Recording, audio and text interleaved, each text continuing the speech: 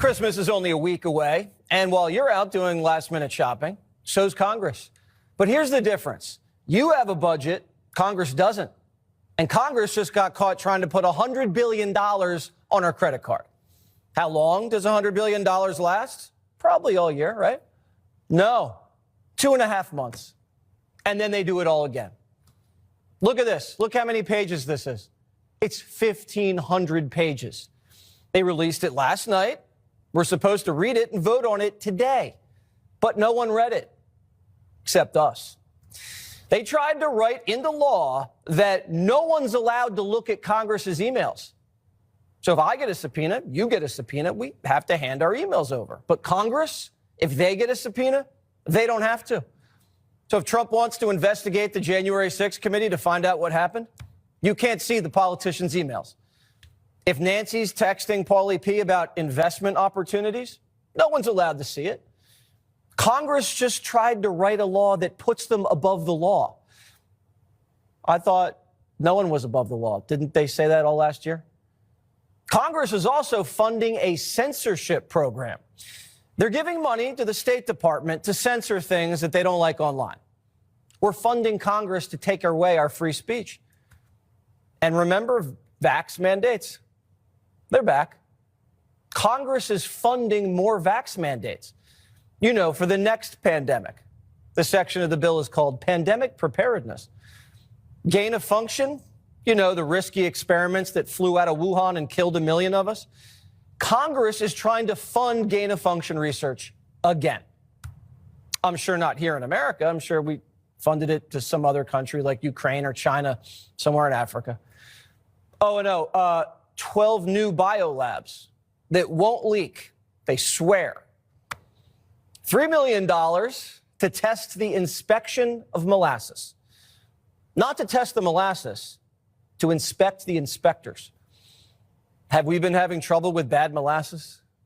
Was there a molasses recall that I missed?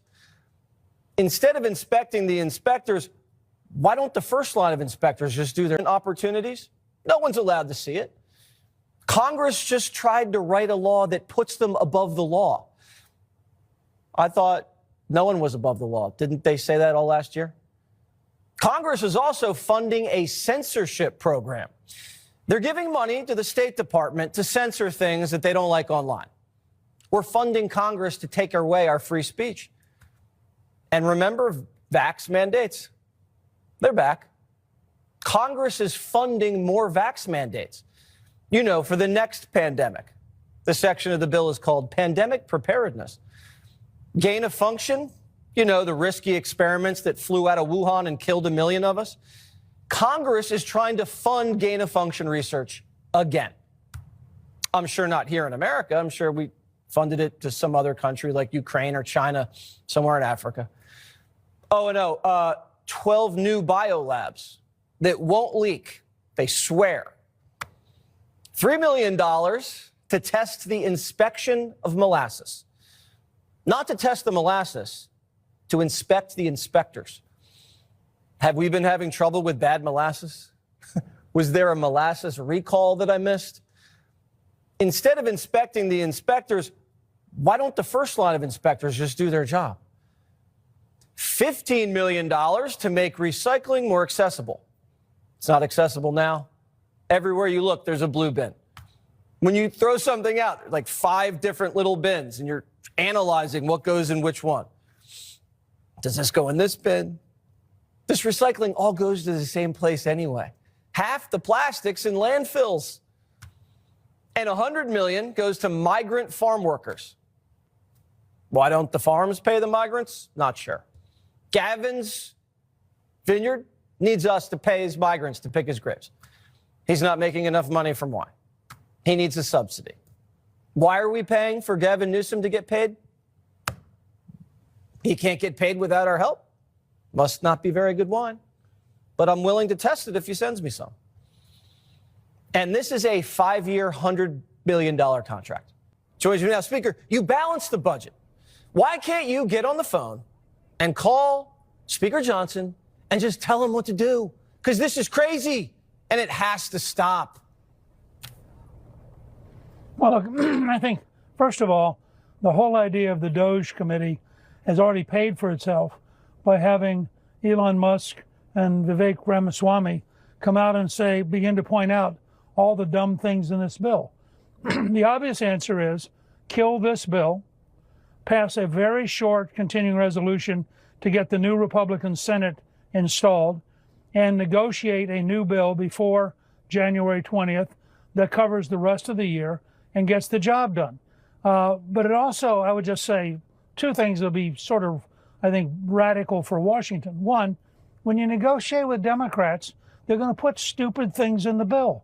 So there's a big disadvantage every time you let them help write the bill, because everybody on your side is going to think the bill's stupid. Second, we closed the government several times while I was Speaker.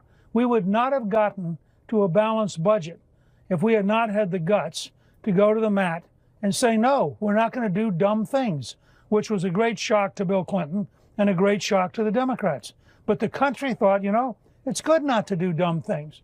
So I would hope that Republicans in the House and Senate will take seriously the warnings of President Trump and of Vivek Ramaswamy and of Elon Musk. Look at the bill, realize this bill is stupid. And why is it stupid? Why are Republicans negotiating with Democrats? I thought Republicans had the House.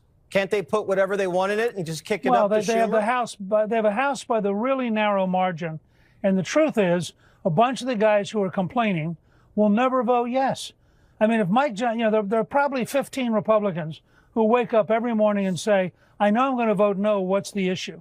Now, I think if those would line up with Johnson and say, we will vote for a very tough CR and mean it, I think he could pass something that was quite strong. So are you saying it's all these Freedom Caucus guys that are just saying no, no, no? Or is it the rest of this crew who's just feeding this thing full of pork in the shadows?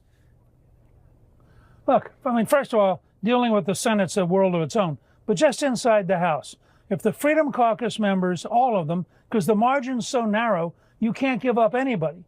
If they would come together and say, we're going to pass a Republican-only, very strict, very tight continuing resolution, and they would get it out of the House with Republican-only votes, you could have a dramatically thinner, more practical, and less disgusting bill. Speaker, you're saying if Republicans can't stick together now, and we're going into this 2 years where they have the House, the Senate, the White House, if they can't stick together on something like this, with all this momentum, everyone's in a good mood. I was in a great mood. Mar-a-Lago's in a great mood. The markets, well, until today were.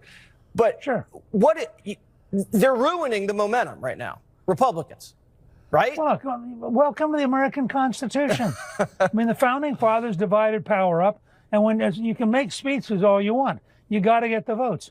President Trump and Ramaswamy and Musk and others are going to have to go and work the Republican conference, get them to understand they need 100% on every key vote, period. And that's just the price of doing it. And then strip out all the garbage. What if they just go to a retreat? You guys have your retreats, right? You go to like some fancy hotel and you all get drunk. Look, I'd go to a retreat in HC5 in the Capitol, and I wouldn't let people out till they all said yes. Right. Why can't he get a little Republican summit together, lock the doors, serve drinks, make some threats, do some horse trading, say, I need everybody in for the next 2 years. I don't want to hear any garbage out of anybody, or else I'm gonna do something, which I can't say. Why can't that work? Look. Do they need to bring you in there? I think if Speaker Johnson could convince President Trump and Vice President Vance and Elon Musk and Vivek Ramaswamy to come up and literally have an all day long, let's sit in the room together with all the Republicans. Now let's everybody agree we're going to do the best we can with a dramatically thinned down thing. If they can't do that, frankly, I think they ought to pass a clean CR, have nothing on it except keep the government open for 30 or 40 days until the Republicans gain control of the Senate. Yeah. But frankly, if you got to negotiate with Chuck Schumer, and by the way, you'll notice that President Biden is nowhere to be seen. No. He's gone. He's gone. The functioning president of the United States today is Donald Trump because the other guy left. All right. Well, then Trump's got to knock some heads together because it looks like they're going to throw Johnson overboard. And, you know, I want to have a good January. And I'm not pro-Johnson, not Johnson. I don't care. I just want action. Let me just say, Jesse, I'm very pro-Johnson. I can't imagine what he goes through with a 1 or 2 or 3 vote majority. Oh, it's an impossible job. I don't know why he wanted the job. It's a crazy job. You're crazy for taking it. It worked out for you because you shut the government down a couple times, so good.